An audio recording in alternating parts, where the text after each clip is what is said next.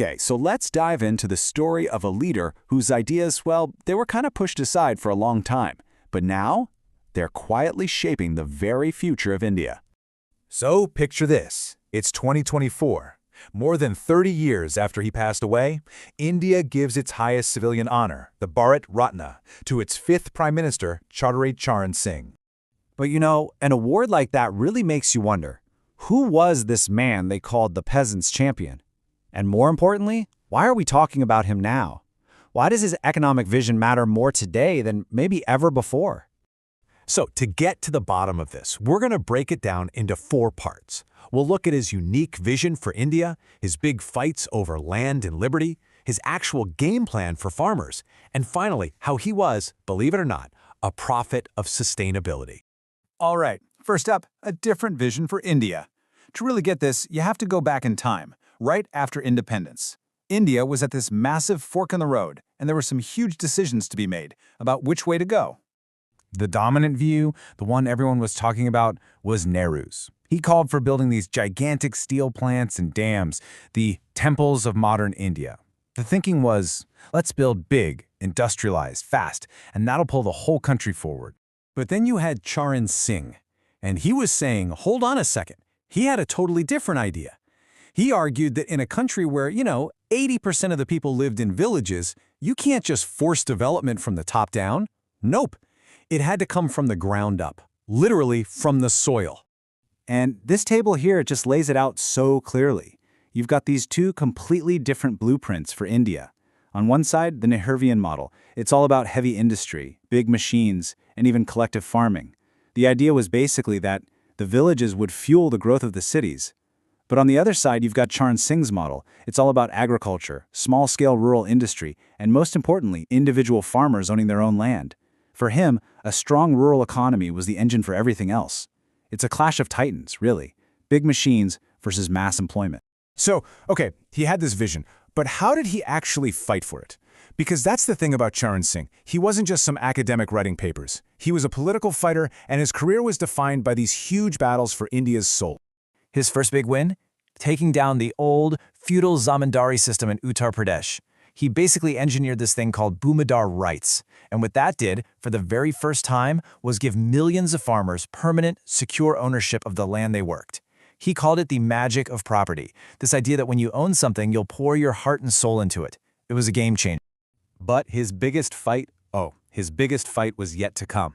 It's 1959. The government's getting frustrated with food production, so the ruling party comes up with this big idea: joint cooperative farming. Basically, a plan for Soviet-style collective farms where everyone would have to pool their land together for the state to manage. A huge, huge deal. And at the big party conference in Nagpur, Charan Singh basically stood up almost completely alone against the entire leadership. And he dropped this killer line: the peasant's land is his mistress. Cooperative farming will be a case of too many cooks. His point was brilliant. Farming isn't a factory. You can't just throw people together on an assembly line. It's personal. It needs individual care. He was convinced that forcing this would kill the very incentive that makes a farm work. And he didn't just stop at a great quote. No, he backed it up with cold, hard facts. He wrote this book, Joint Farming X-Rayed, and it was his weapon. He used data from all over the world to prove that for a country like India, with so many people, small, family-owned farms were actually more productive per acre than giant mechanized ones. And you know what? His argument was so powerful that the whole plan, it just fizzled out. It was never implemented. So this wasn't just about fighting against bad ideas. When Charan Singh finally got into positions of real power, he tried to put his own theories into practice to create a real blueprint for the nation's farmers. And when he became finance minister, he delivered what people still call the farmer's budget. He basically said, look, our whole economic policy is tilted towards the cities. To fix that, he did something radical. He slashed the tax on chemical fertilizer by a whopping 50%. He cut taxes on diesel for water pumps too.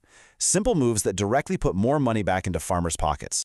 And he didn't just focus on short-term fixes. He knew farmers were getting crushed by debt from moneylenders. So in 1979, his government set up a committee to figure out how to solve this rural credit problem. And the work of that committee led directly to the creation of a bank you might have heard of, NABARD. Today, NABARD is the financial backbone of rural India, pumping billions into the agricultural economy. That's a direct piece of his legacy, right?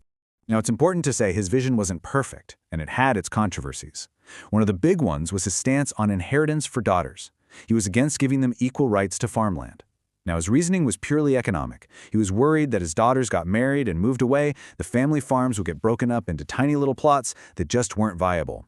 But, of course, that view clashes head-on with modern laws and the fundamental principle of gender equality, which absolutely must guarantee equal rights for everyone. Okay, so we've talked economics, we've talked politics. But maybe his most shocking legacy, the one that's really only hitting us now, is that he was a prophet of sustainability.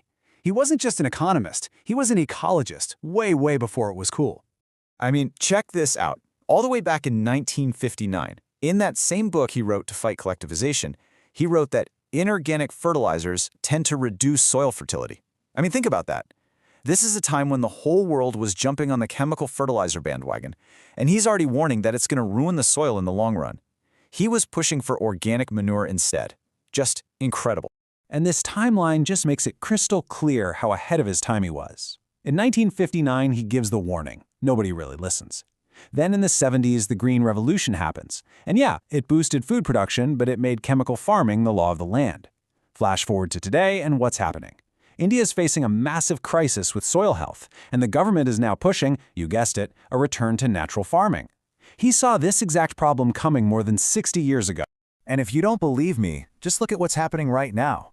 The big government policies of today, they sound like they were ripped straight from his playbook. Schemes to cut down on chemical fertilizers? Check. A national mission for natural farming? Check. A big push for self-reliance built on local, small-scale industry? Double check. It's literally the Charan Singh model, just with a 21st century coat of paint. So, all of this leaves us with one big final question. For decades, Charan Singh's vision was written off, as old-fashioned, backward-looking. But now, as India faces these massive modern challenges, we're talking climate change, unemployment, sustainability, it feels like the country is turning right back to his ideas. So the question is, as India tries to build its future, is the blueprint actually hidden in its past?